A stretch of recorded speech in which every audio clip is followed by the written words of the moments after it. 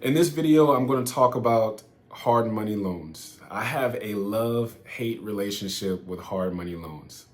And the reason why is because they have helped me get to where I am today. I wouldn't be where I am today without using hard money, because it allows me to be able to flip houses and do the deals that I want to do, instead of having to pay cash for everything. If I had to pay cash for all these deals, there's no way I could do it, because one, the market that I'm in, the price points are so high.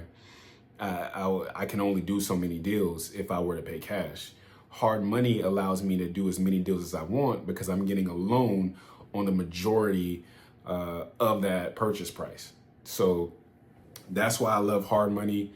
I don't like hard money. This is where the hate part comes into it, because you do have to pay a lot of fees with hard money. Okay, it is expensive. Don't let anyone else tell you anything different. Hard money is expensive. You pay a lot in fees, but it's the cost of doing business.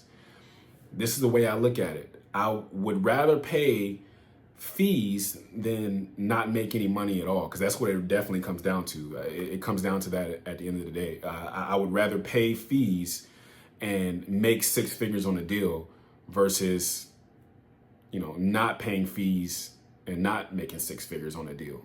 Yes, it sucks you have to pay fees, but the trade-off is that you get to flip a house and you get to make a lot of money. So that's the love-hate side of it. So I'll talk a little bit about hard money and what it is if you don't. All hard money is, the reason why they call it hard money is because they're lending you money. The lender is lending you money on the hard asset. That's why they call it hard money. They're lending you money based on the asset, which is great because that differentiates, them from what would be like a regular VA, FHA conventional lender. The VA, FHA conventional lender is looking more so at you. Okay, they care about you. They care about your credit score. They care about your debt to income ratio. They care about what you ate last night, who your first grade teacher was. If you ever lied to somebody, I'm exaggerating, but the point I'm making is that the conventional lenders, FHA, VA lenders, they really dive into you. They lend you a certain amount of money based on your credentials, versus a hard money lender. They care more so about the asset. They don't really care about you. Now, that being said, if you have a pretty good credit score and you have experience, you get better terms. Okay? Now, if you don't have a good credit score and you don't have experience, they will still lend you money. Okay? You can still get a hard money loan with no problem if you have a bad credit score or no experience. Okay? All you have to have is 20% down, because if you have no experience, you're more than likely putting 20% down. And you have to have a few months of reserves. And that's the great thing about hard money. They don't care exactly about you. They care more so about the asset. Because they're not going to lend you money unless it's a good deal.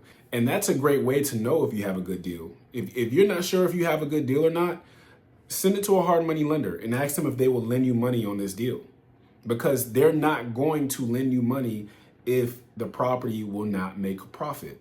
So if you're in a market where the price points are really high, it's going to be tough to pay cash for every single deal. If you're in a market where price points are extremely low, all right, you're paying 20, 30 grand for a property, then by all means, use cash if you like. I mean, at that point, you kind of have to, because in today's market, it's hard to find a hard money lender that will lend you money on a $30,000 or $40,000 house. There's actually a limit that they have to where, or a minimum of what they lend on. And so you're going to more than likely have to use cash.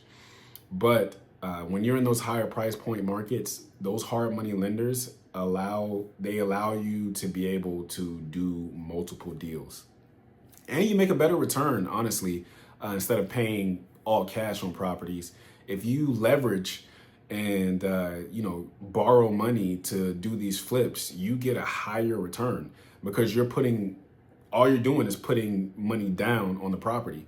And here's a gem too that a lot of people don't know, or a lot of people who are just coming into this business. The majority of hard money lenders will actually finance 100% of the rehab. Yes, you heard that correctly. I'll say it again. The majority, if not all, hard money lenders will finance 100% of the rehab. Okay, if they're not telling you that, then you need to bring it up. And again, that makes you able to do more deals. Okay, all you have to do is come to the table with the down payment and reserves.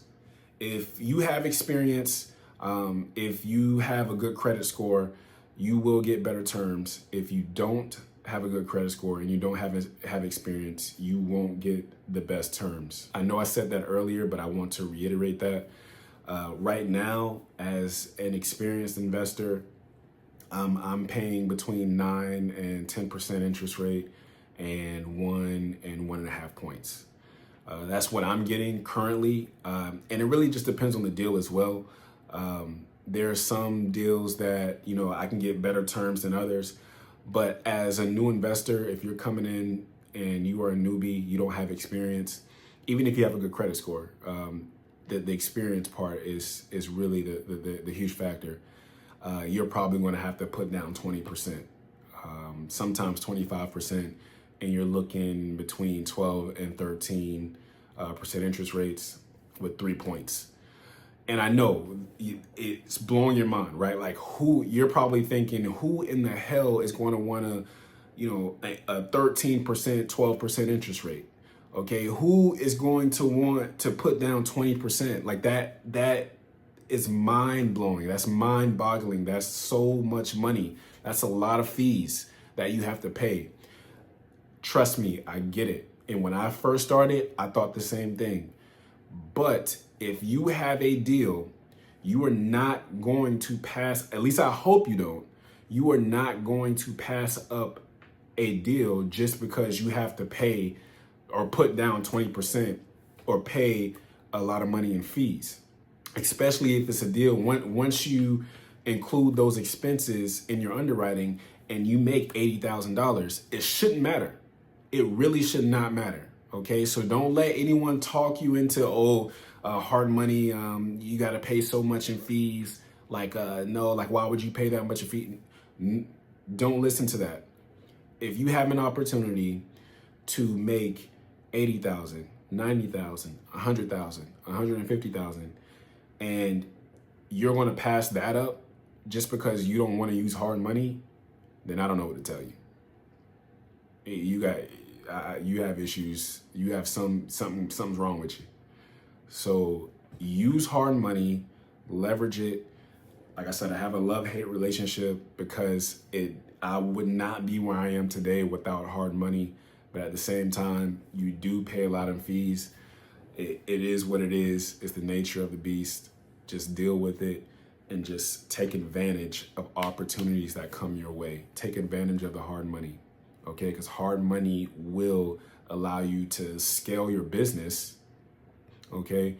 And it allows you to keep cash in your pocket so you can scale your business, all right? It's hard to do deals or find deals, and it's once you find those deals, you want to have cash to be able to take advantage of the opportunity. You need cash to market, so you can't do that if you're paying all cash for properties, unless you just got it like that. If you just got it like that, then more power to you. Unfortunately, I ain't got it like that yet, where I can just throw all cash into my properties for purchase and rehab. I just don't have it like that yet. And even if I did have it like that yet, I am 9 times out of 10 sure that I would still use hard money. It just makes sense to use hard money. It makes sense to leverage. Okay, it doesn't make sense to spend all your cash, all your capital on 1 or 2 deals. Okay, and keep your cash. Keep it. Use hard money. I hope you got value out of this video. If you did, please like and subscribe, and I'll see you next video.